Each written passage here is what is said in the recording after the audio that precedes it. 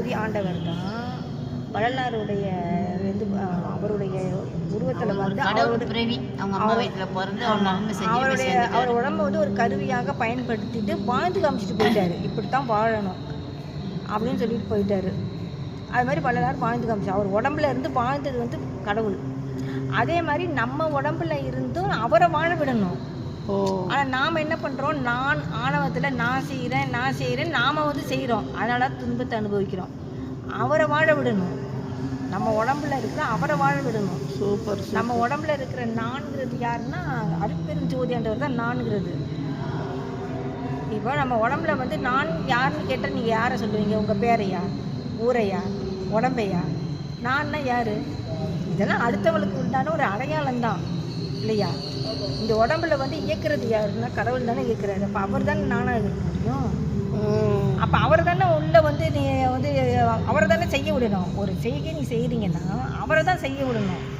நாம் ஆணவத்தில் என்ன பண்ணுறேன், நான் செய்கிறேன்னால தான் அது வந்து தப்பாக போகுது, துன்பமாக போயிடுது.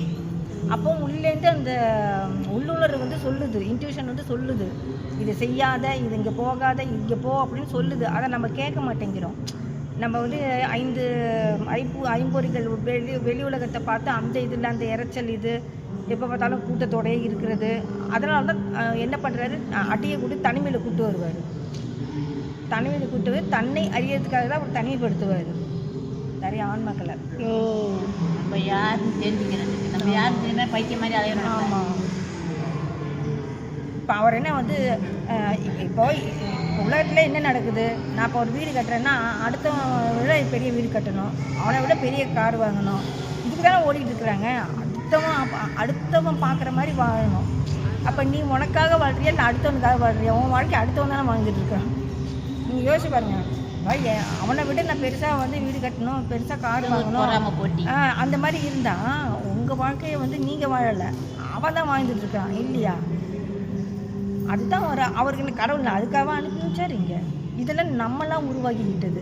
இந்த உறவு பந்தம் இதெல்லாம் வந்து நம்மளாம் உருவாக்கிக்கிட்டது தான், மனிதர்களாக உருவாக்கிக்கிட்டது தான். கடவுள் சட்டத்தில் அது கிடையாது. கடவுள் சட்டத்தில் என்னென்னா ஒரு அம்மா அப்பாவுக்கு ஒரு குழந்தை, இந்த குழந்தைங்க இவங்களுக்கு பிறக்கணும், அவ்வளோதான்.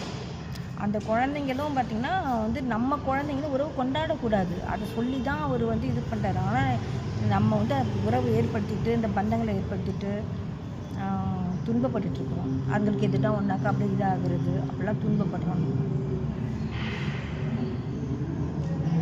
அதாவது ஏதோ ஒரு பிறவியில் வந்து இவங்களுக்கு செய்ய வேண்டிய கடன்